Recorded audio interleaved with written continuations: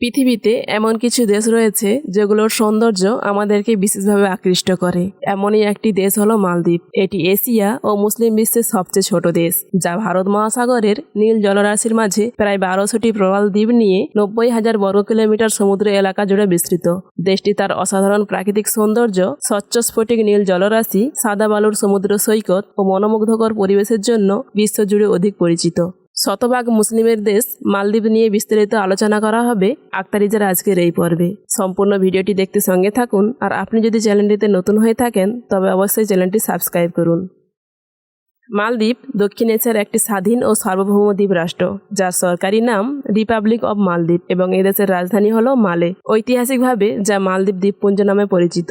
দেশটি এশীয় মহাদেশের মূল ভূখণ্ড থেকে প্রায় 750 কিলোমিটার দূরে শ্রীলঙ্কা ও ভারতের দক্ষিণ পশ্চিমে ভারত মহাসাগরের মাঝে অবস্থিত।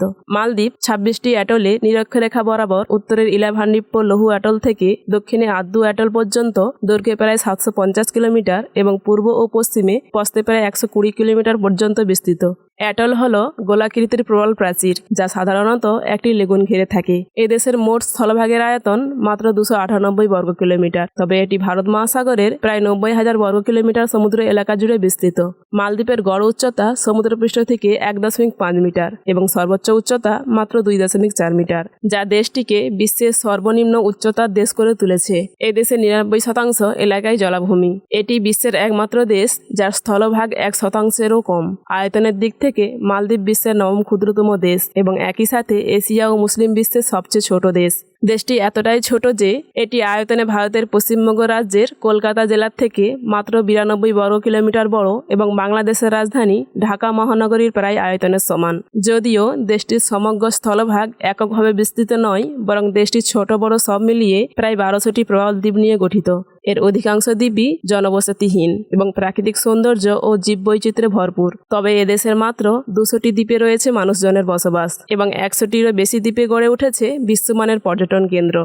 মালদ্বীপের প্রাকৃতিক সৌন্দর্য, নীল জলরাশি, সাদা বালুর সমুদ্র সৈকত, সুনীল আকাশ এবং প্রবাল প্রাচীর বিশেষভাবে আকৃষ্ট করে বিশ্বের বিভিন্ন প্রান্তের পর্যটকদের। এখানকার জনপ্রিয় পর্যটন কেন্দ্রগুলির মধ্যে রয়েছে মালে সিটি, ভাধু আইল্যান্ড, সমুদ্র তলদেশীয় restaurant Ithaa, whale submarine, grand Friday মসজিদ, ব্যানানা রিফ, ফুলহাদু আইল্যান্ড এবং এছাড়াও মাপুসি দ্বীপ বিশেষভাবে উল্লেখযোগ্য। তবে মালদ্বীপের আসল রহস্য লুকিয়ে রয়েছে সমুদ্রের গভীরে, যেখানে রঙিন প্রবাল, অসংখ্য প্রজাতির রং বেরঙের মাছ, কৌতুকপূর্ণ ডলফিন এবং বিভিন্ন সামুদ্রিক প্রাণীর দর্শন এদেশে আগত পর্যটকদের এক অবিস্মরণীয় অভিজ্ঞতা প্রদান করে। মালদ্বীপ তার অনন্য ভৌগোলিক অবস্থান এবং প্রবাল প্রাচীরের কারণে এক অসাধারণ সামুদ্রিক জীববৈচিত্র্যের অনুকূল আবাসস্থল। এটি বিশ্বের অন্যতম সমৃদ্ধশালী সামুদ্রিক বাস্তুতন্ত্রগুলির মধ্যে একটি, যেখানে প্রায় 8,900 বর্গ কিলোমিটার সুবিস্তৃত প্রবাল প্রাচীর রয়েছে, যা বিশ্বের 5ম বৃহত্তম বৈচিত্র্যপূর্ণ সামুদ্রিক বাস্তুতন্ত্র। এই প্রবাল প্রাচীরগুলি ক্ষুদ্র আকৃতির প্লাঙ্কটন থেকে শুরু করে বৃহৎ আকারের তিমি, হাঙর সহ অসংখ্য সামুদ্রিক প্রাণীর আবাসস্থল।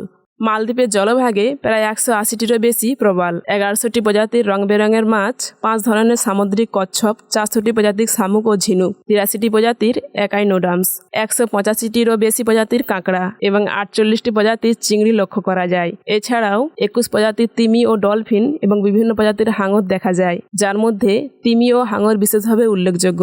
তবে মালদ্বীপের সীমিত স্থলভাগের কারণে এখানে স্থলজ জীববৈচিত্র্য তুলনামূলকভাবে খুবই কম। এখানে 583টি প্রজাতির স্থানীয় গাছপালা এবং 205টি প্রজাতির পাখির দেখা মেলে।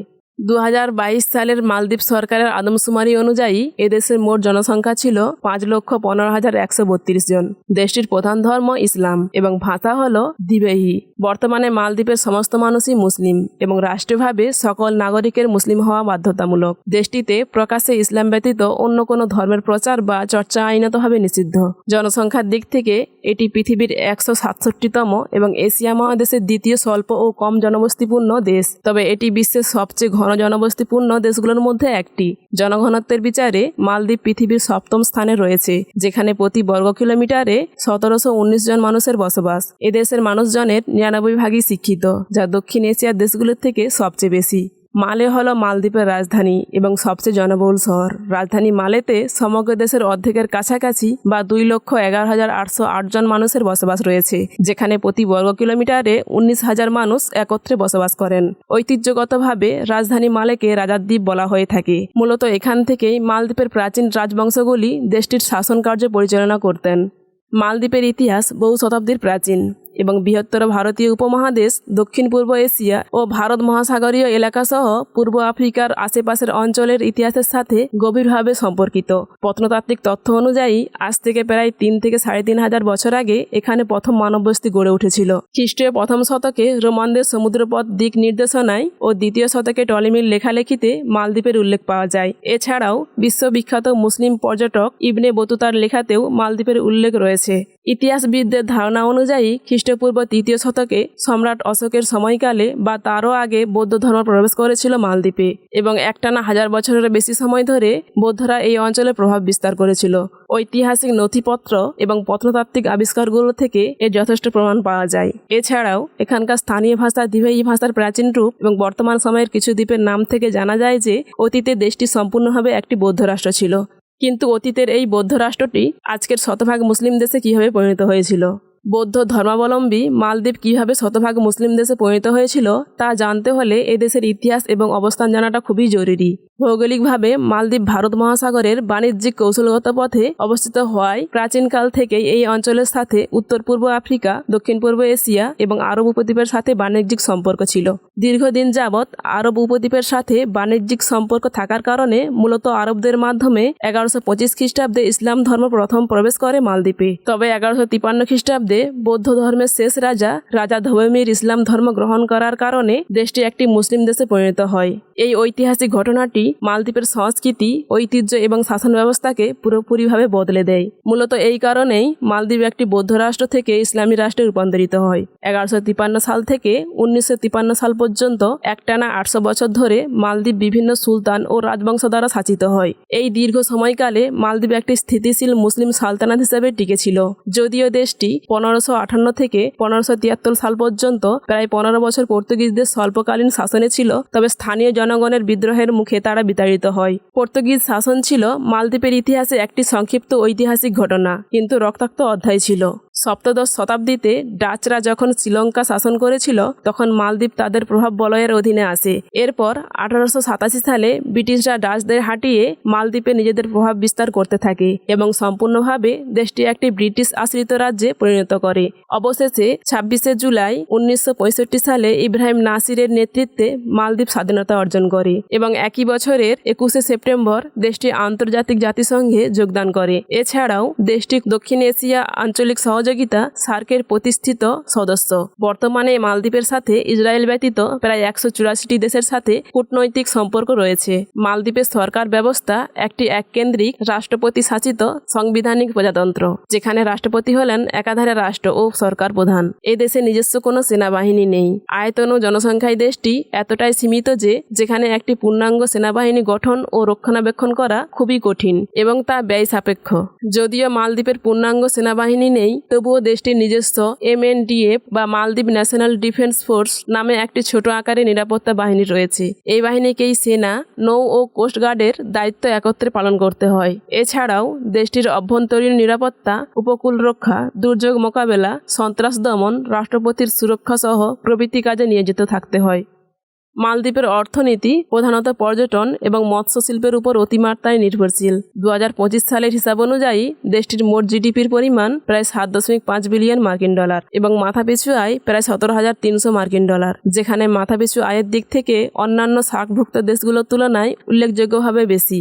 দেশটি তার অত্যাশ্চর্য প্রাকৃতিক সৌন্দর্য, স্বচ্ছ নীল জলরাশি, সাদা বালির সমুদ্র সৈকত ও সমৃদ্ধ প্রবাল প্রাচীর এবং সামুদ্রিক জীব বৈচিত্র্যের জন্য বর্তমান সময়ে একটি জনপ্রিয় পর্যটন গন্তব্যে পরিণত হয়েছে। এ কারণেই প্রতি বছর লাখ লাখ বিদেশি পর্যটক এখানে ভ্রমণে আসেন, বিশেষ করে ইউরোপ, এশিয়া ও মধ্যপ্রাচ্যের দেশগুলো থেকে।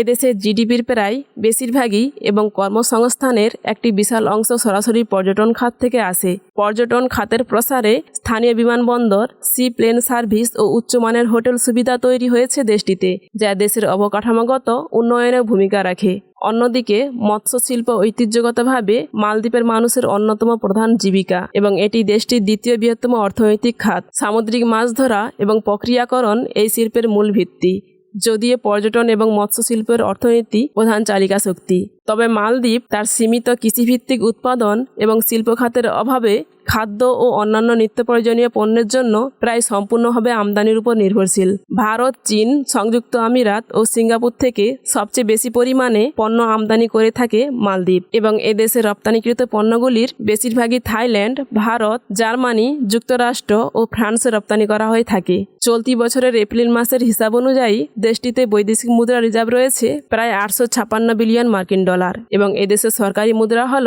রুপিয়া।